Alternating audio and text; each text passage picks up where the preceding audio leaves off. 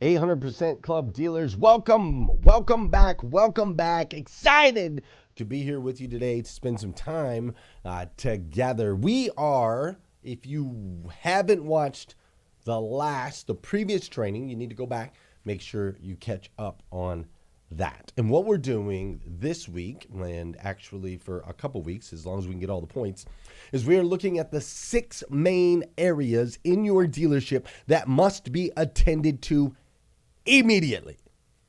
Now, I understand you have 100 different things going on, 100 different things, but I'm telling you, these 6 that we are talking about are so crucial. You have to get these things in place. Each one takes a little bit of time to do so, but we are going on the theory of that Gary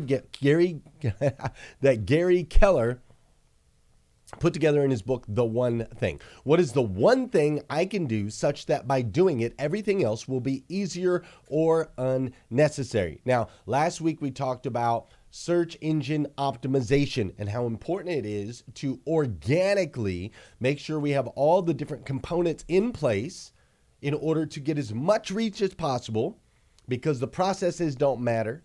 Inventory doesn't matter. Nothing matters if we don't get eyeballs. If we don't have eyeballs, we don't have leads coming in, nothing else matters. So it all starts with getting visible, right? And part of getting visible is our ad strategy, our spend. But there are ways that without spending any additional money, you can make sure that you are as visible as humanly possible utilizing the internet. Now, I gave you 10 things. 10 areas. The first one was you had to improve your website experience, right? When somebody lands on your website, the experience has to be top notch. And we broke down what that looks like and how that's decided by Google, right? Then we, of course, went to making sure everything was optimized in your SEO. So it would show up in search, right? Making sure all of that was there. Then from there, we went into backlinks and how important it is that all of your backlinks are there, connecting to your charitable, companies that you spend money with and that you donate money to, making sure they have a link to your website, you have a link to theirs. Then we talked about your page speed, how important it is that your website is super fast, and this is super, super crucial. We talked about making sure there was no broken links. All of your links go where they're supposed to go. They're doing the work that they're supposed to be doing. We also talked about optimizing your images, making sure they're compressed, descriptive, each of those things, so that the images are exactly what the internet, Google itself, easily identifiable by Google itself. That's what I'm trying to say. Then we also talked about the H1 and H2 header tags, how important those were, making sure to claim your Google business for local search and keeping that updated, super important. We also talked about optimizing for voice, so that 60% of people are using voice for search now. So we wanted to make sure that we optimize for that by using full sentences, ending with periods, so on and so forth. And then we also talked about aiming for position 0, getting above that number 1 position, in different ways that you can do that by creating content on your page and ultimately in other places, so that you come up in that 0 spot. All right. Now, we broke those down in detail in the last training. And my dude, I keep talking over my words. My poor boy, Rob, had to put together all the notes on that. 1, 1, 1, 1, 1, 1, A, B, B, 2, C, right? It was a little bit all over the place, but he got it put together. It's in the PDF. You can download it in that last training and just go through the checklist. Yes, number 1. Yes, number 2. No, number 3. Yes, number 4. No, number 5. Yes, number 6. No, number 7. No, number 8. Yes, number 9. Yes, number 10. And then go through and make sure you do the rest of those. If you haven't done so already, it's probably been for you over a week since the last training. You've had plenty of time, and this is incredibly, incredibly important. So make sure you get that done. Now, there's 6 things total that you have to do that are urgent, absolutely urgent, that you get in place in your dealership. These 6 areas must be attended to immediately. And so I'm going to give you the second one today. Now, the second one, you're going to already know. It's a little bit of common sense, but the second one is acquisition. Acquisition of used vehicles is a crucial element of your success right now. Last quarter, Carvana bought over 350,000 vehicles from consumers. Over 350,000 vehicles from consumers. They sure did. And so we got to make sure that you are in the game of acquisition. Now, I know you're trying different things. And so I'm going to give you 7 or 8. Yeah, I think it's seven or 8 different ways that you can acquire vehicles in this season. And you can just check. You can say, yeah, we're doing number 1, 2, 4, 6, right? But we need to work on 3, 5, and 7. And then you can apply those in your dealership and start to acquire more cars. And that is the point of this training. Getting you as many vehicles as humanly possible and making sure the process is ironed out so that your acquisition can then turn and actually get that vehicle out on the lot. So number 1 is you must turn your service lane into an auction lane. This isn't a choice. This is a must. Now, we've talked about this before in this training, and maybe you missed it, and maybe you haven't quite implemented it, and maybe you didn't even agree with it. And I'm just here to tell you, I talk to dealers all over the country. This is what's working. Carvana bought 350,000 cars from consumers. How many of those cars do you think they drove, test drove, argued with the customer on, so on and so forth? How many? Now, a lot of you are like, well, they have the volume. They can do that. Well, I'm just telling you, you ain't going to get the volume until you do it. You got to start taking some risks and some chances. They give people a number on the car. Immediately, here's the number. Based on the information, here's the number. Not here's a rough estimate or this number, here's an idea of what a number possibly could be, but we'll give you more when you get here in the dealership. No, none of that. They give them a number. You put in the VIN, you put in the miles, you put in the condition, they give them a number. Some of this has to be done in faith. Well, Glenn, I've gotten burned many a times. Have you? Have you? How many times have you actually gotten burned versus all the times that you haven't gotten burned? What is the percentage of the times that you have not gotten burned on trade-ins? How many vehicles have you taken in on trade that are exactly what you thought they were going to be? Dude, we only remember the bad ones. That's it. It's like the opposite of golf. In golf, you can only remember your good shots. You don't remember any of the bad shots. When it comes to acquiring vehicles, you remember the 5 times you got burned over the last 5 years. You can give me the car, you can give me the color, you can give me the customer name, but you can't tell me anything about the other 1,000 times that you took a trade and didn't have a problem. You see, Carvana's not scared like us dealers. And the only reason we're scared is because that was put into our minds over time, this idea that we had to do things a certain way, otherwise we were going to get burned. We were told that everyone out there is a lie and a cheat and buyers are liars. They tell us that all the time. When the reality is, you typically feel like you reflect out, right? Is that the right word? Right. What you project is what you reflect.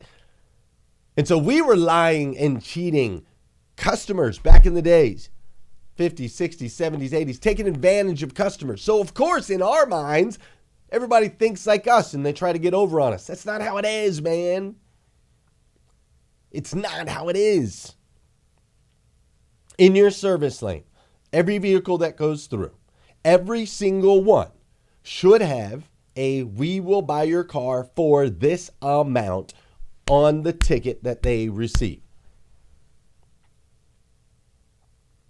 It's not a, "hey, would you like to sell your car?" It's not a, "hey, would you like to get an idea of the value of your trade?" It's not a, "hey, would you like to take a salesperson? Do you want to go on a test drive while you're waiting?" It's none of that. It's just very, very, very, very, very, very, very simple. Plug the car in, plug the mileage in, pick a number, average, below average, above average, best condition, worst condition, whatever you decide. Just make it the same and consistent across the board. Obviously, you don't want to piss people off, so you should probably be careful. Just decide what tool you're going to use. KBB tool, nice and easy. Boom, boom, boom, boom, boom. Carvana tool. Go to the Carvana tool. Go to the Carvana tool and put in the license plate of the car and the mileage of the car and see what Carvana says the car's worth. I don't care what tool you use. And when I say you, I mean your service writer can do it. I'm not asking them to sell them on this idea of we will buy your car. I'm just saying every single customer that comes to your service department should get this is what we would buy your car for. Everyone. Now, if you want to put some type of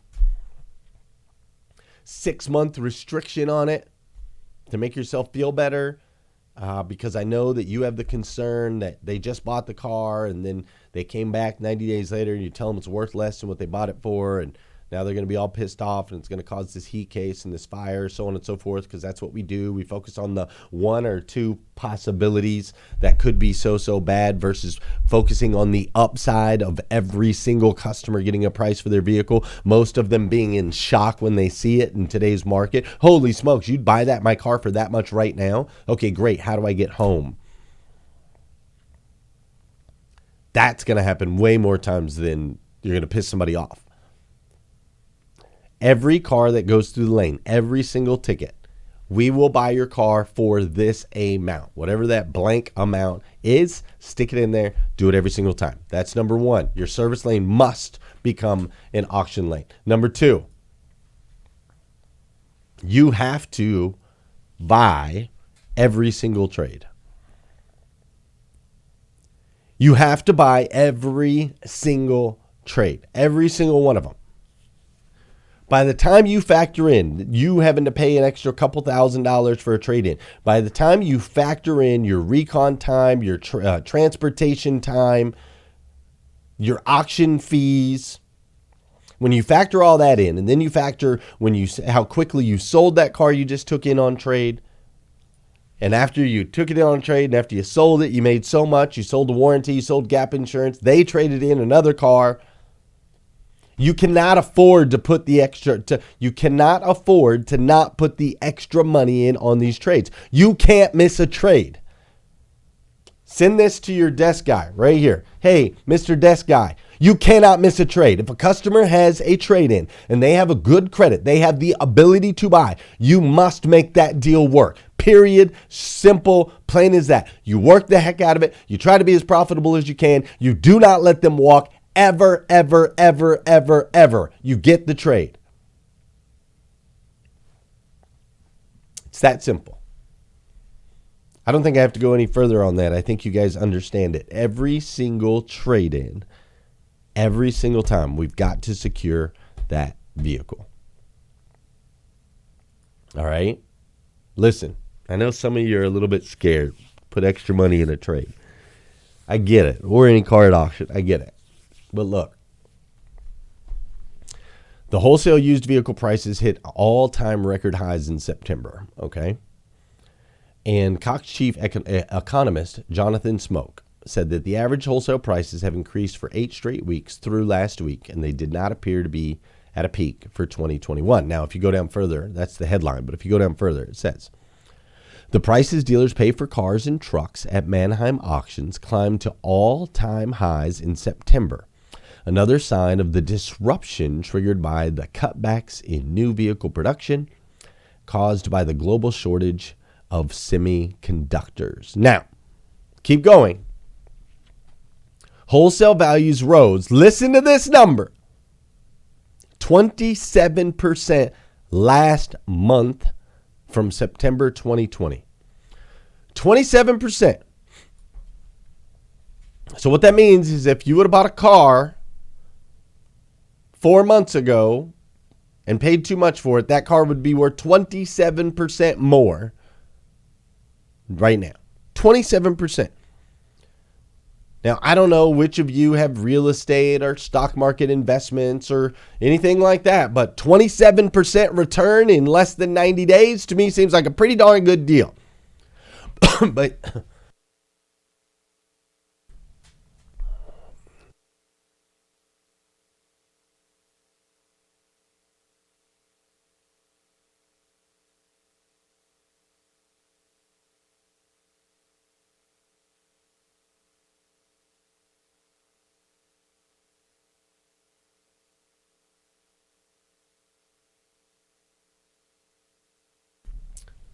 now, I don't know which of you have real estate or stock investments or whatever, but 27% is a heck of an ROI.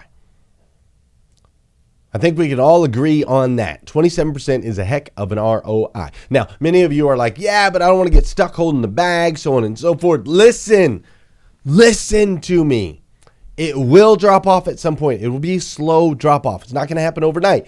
New car inventory will start to come back at some point. It's not going to happen overnight, and it's not going to come back like it used to.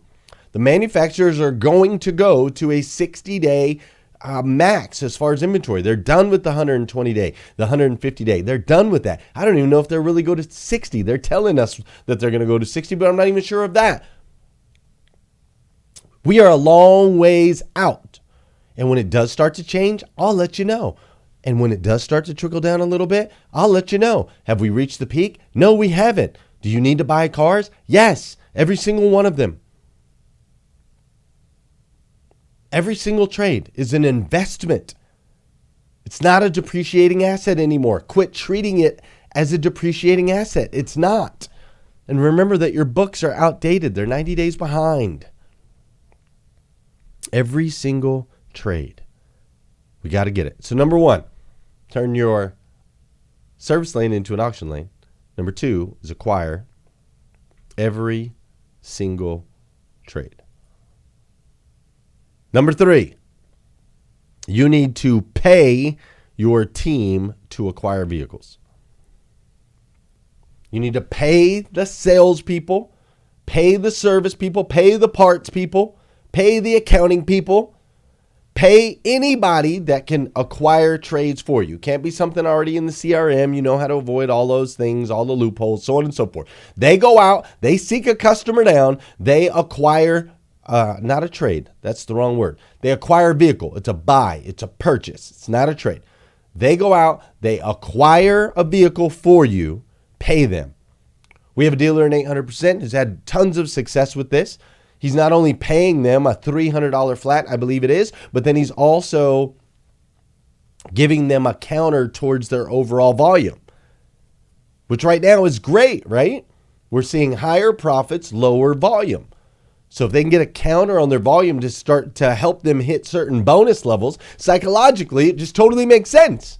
You mean I don't have to sell one? I can actually buy one? Okay, that's easier. Buying a car from a customer is easier than selling a car to a customer. I can buy a car from a customer, get paid on it, and get a counter towards my bonus. That's what I'm talking about. But you got to pay them, dude.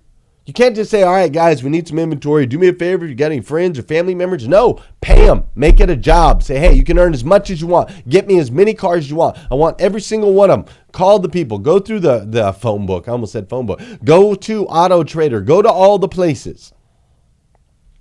And get me some stinking cars. They're not going to do it unless you incentivize them. There's got to be some type of incentive. It has to feel like a game that they get to play to really go and hunt down these things. So, not a suggestion, requirement. If you want to win in this acquisition game, pay your people to help you acquire vehicles. That's number 3. Number 4 is you must start to market to acquisition. Market to acquisition. Okay, you've seen the little signs by the side of the freeway that says we buy homes, right? We buy homes, we buy homes, we buy homes, we buy homes. You see that all the time. When you call that, it's whoever it is, right? Real estate agent. They see if you need to sell your home. They see if you're buying another home. That's kind of how it works, right?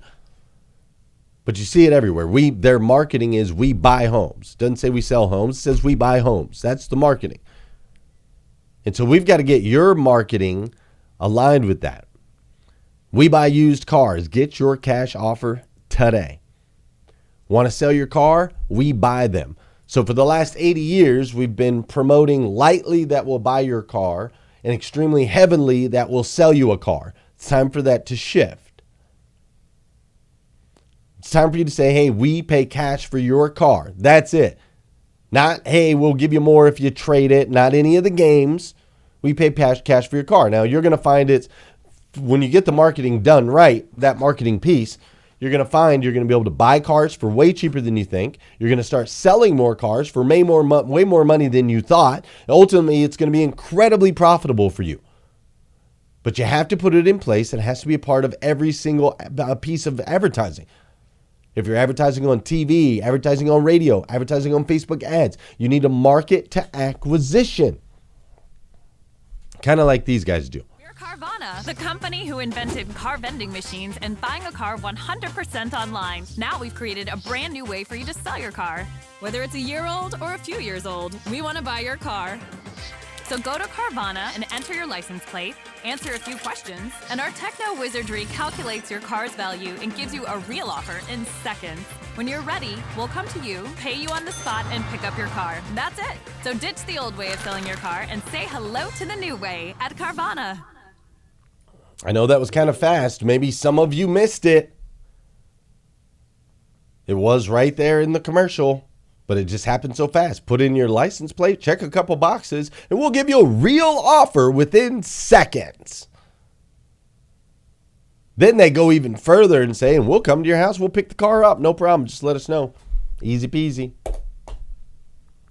Now, well, we'll come pick the car up, and we're going to charge you a little extra for shipping and transportation. You got to keep in mind, we got to put gas in the car, and we got to pay a driver to go get it. Da, da, da, da, da. Old school. Throw it out the window. No longer valid. Nobody cares. And we're talking about acquiring an asset, not a liability. Something you're going to be able to turn around and make huge dividends on. Your marketing has to start to speak to that. Like full on, full-fledged.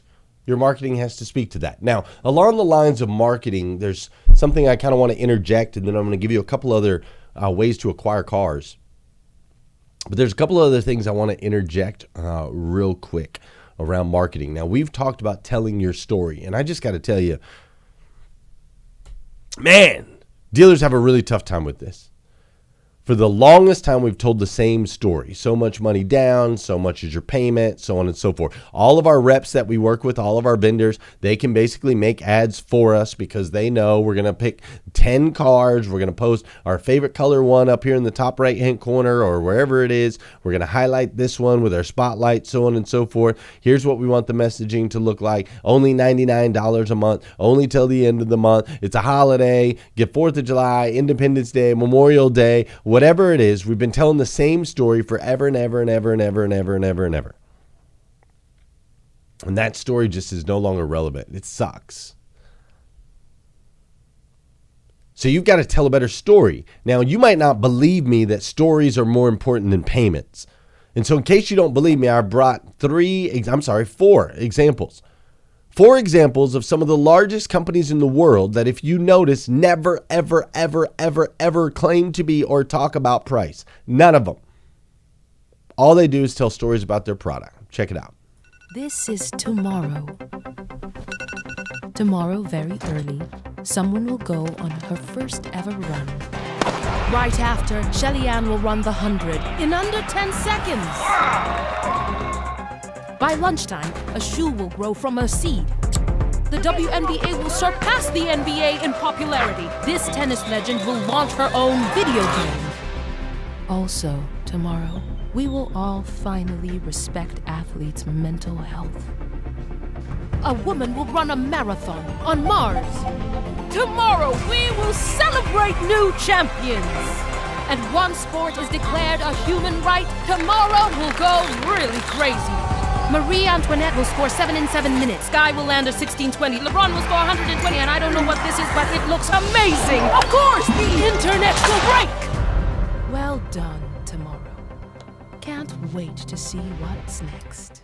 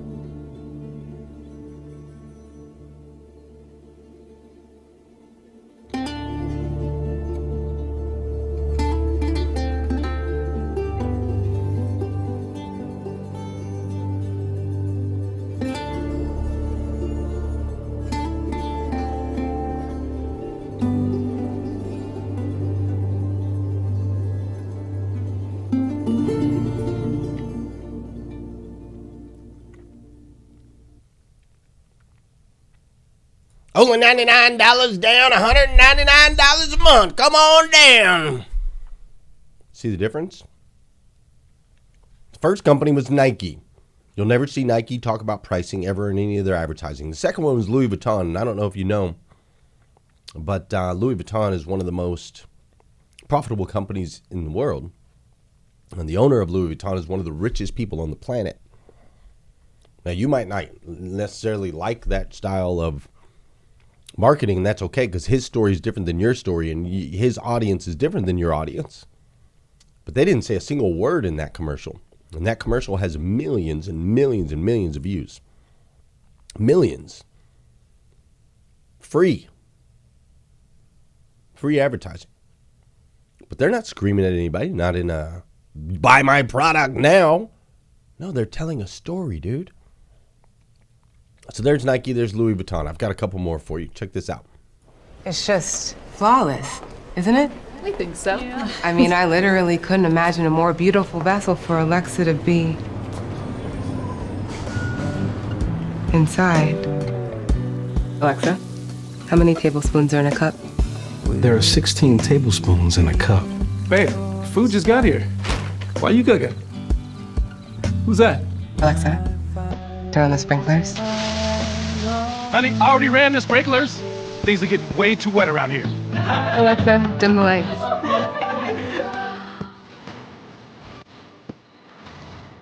Alexa, lights up. Alexa, lights up. Add bath oil to my shopping list. Alexa, no, don't do that. Read my audiobook. I was in his hands. I was being changed. Yeah.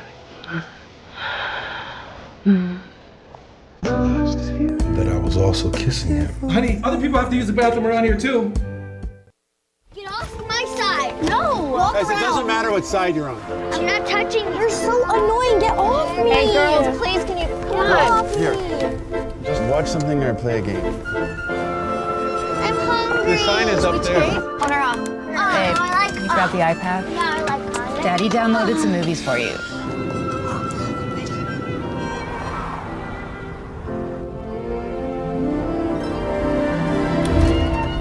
We're here. Dad, are you here? Well. Hi. Yeah, hi, Isabella. Hi, Ava. Guy, Clyde, play Settle with down. me, Clyde. Clyde. settle down. No, Dad, I will do Oh, that. he likes me. Girls, Clyde. in the lounge. Come on. You guys want me to put a movie on for you? No, we got it. Mommy? Yes. Is Grandpa still sad? Yes, honey. Keep busy and don't annoy Grandpa. Say. Leave it. Here, let's take some photos. Make sure you clean that up. Here, take a picture.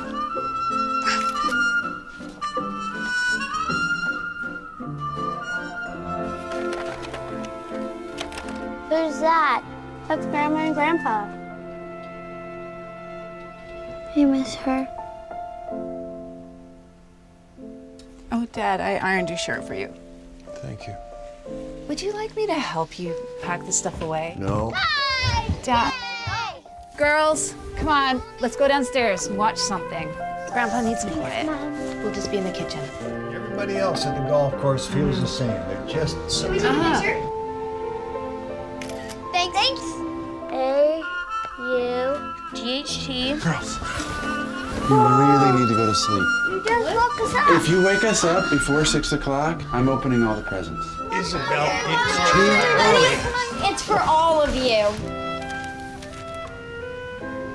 Haha, girls.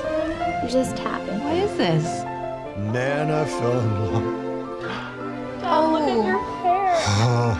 Here, this is how you do it. When did you do this? You two beauties. Clyde. Oh, no.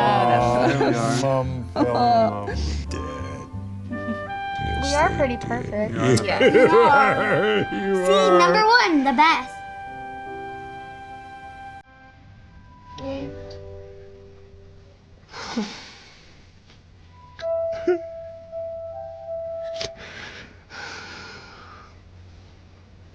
Oh, look. She's right there. Absolutely brilliant, both of you. Thank you.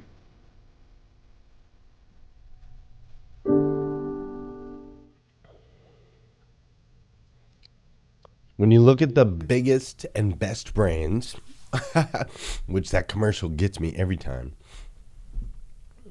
When you look at the biggest and best brands in the world, they don't talk about pricing.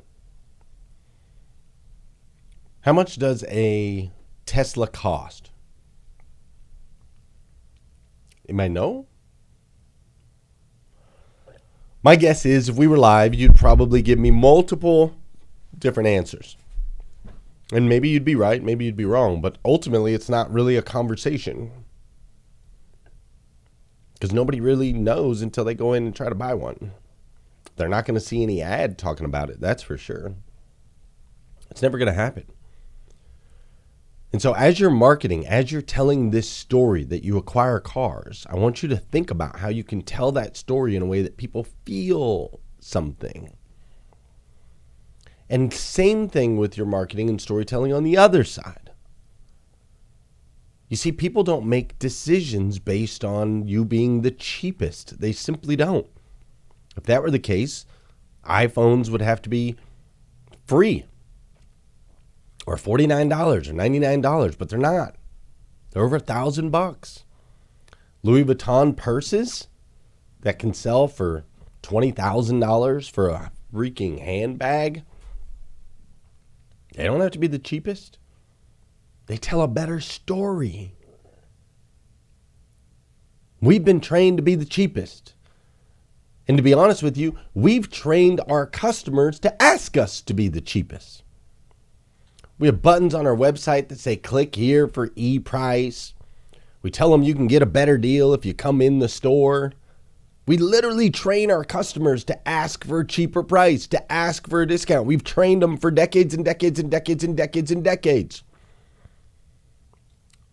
Now, if you really look at it, we've essentially gone to a one-price model. Every dealership in the country is now a one-price model, right? Customer says, I want a discount. Oh, well, we ain't got no vehicles out there, so I'm sorry about your luck. Actually, you're going to pay over sticker is what many of our dealers are doing, right? So this whole, can we do a one-price model? It'll never work. Yeah, like we're doing it right now. We really are. We're doing it right now. And it's working just fine. Not only is it working just fine, we're more profitable than we've ever been. And so let's stop thinking we have to be the cheapest. We don't. Let's stop thinking that the price is ultimately going to determine the decision, because it's not. What's going to determine the decision is the story that you tell about your organization and the way you make me feel about it. Apple gets it. Nike gets it. Louis Vuitton gets it. Amazon gets it.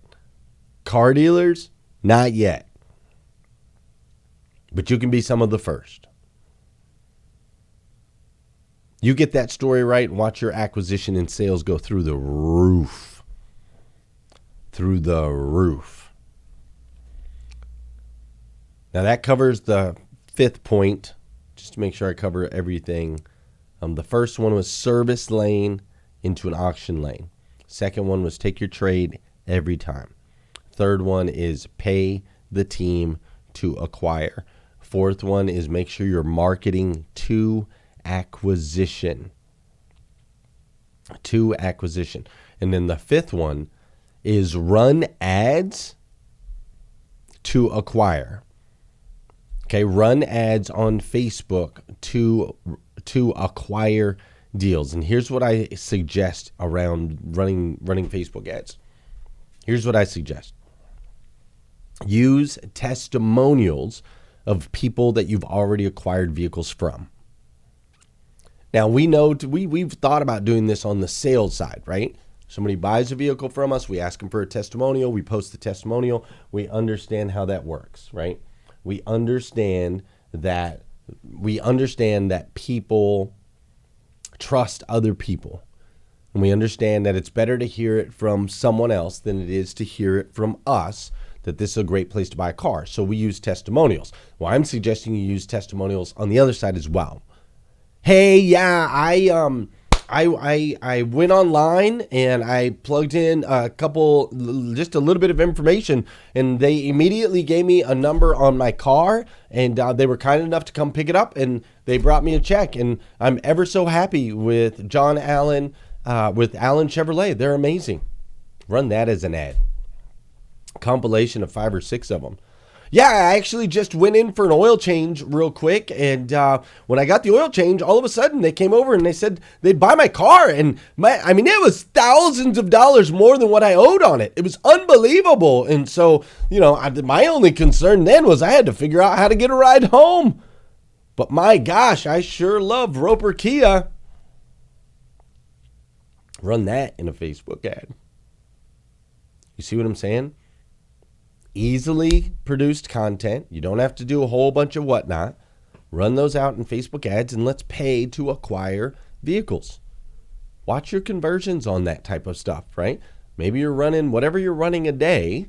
You take a look at it, but if you're acquiring vehicles off of it, dude, if you can get $1 in, put $1 in, and get $1.25 out, makes sense, right? Stand there all day putting $1 in.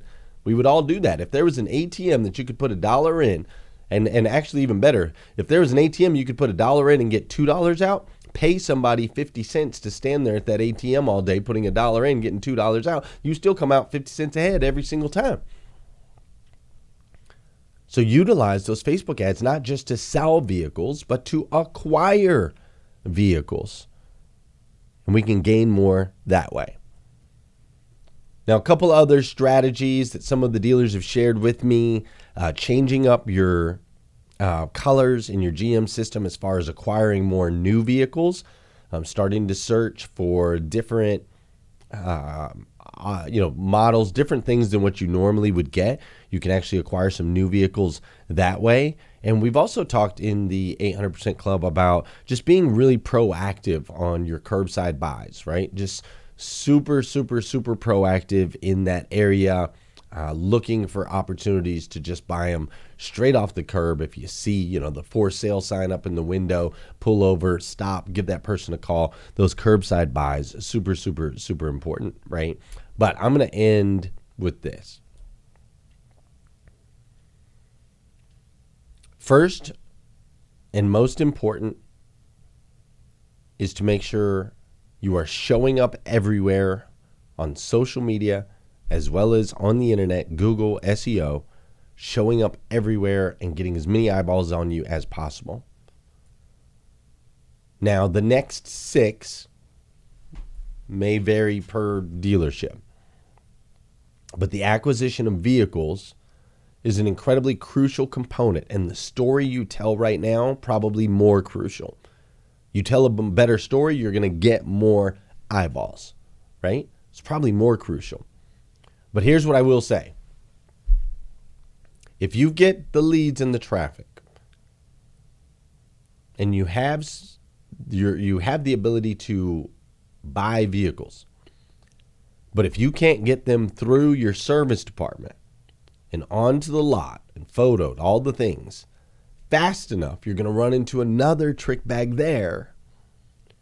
So you might have to go order of operations a little bit different. And we're going to talk about that service process and how important that process is to your success moving forward, getting that vehicle to arrival to lot ready and super, super fast. We'll talk about that in a different training, okay? So start thinking about that now. Where can you remove friction in your service departments? Do you have a tool that will help you move these things forward and fast? Do you need to be running Facebook ads for hiring? Do you need to pay some more people to get in there and turn these wrenches, right? And pay them more than what you think you should. Because it's crucial, right, that we get these things on the lot. So we're going to talk about that. That's one of the 6, is that service department process once they acquire them. But I'm not going to keep you super long today. I don't want to run over. So we're going to end it there. So I've given you the first 2, right? Search and acquisition. Now there's 4 more. We'll talk about those in the upcoming weeks. Until then, let's get these things in place. If you need help, you know how to reach out to me. Also, make sure you don't forget, we do have Q&A sessions on Tuesdays and Wednesdays at 2 p.m. Eastern Time. You're welcome to jump into one or both. All right? Hope to see you there. Have a great week.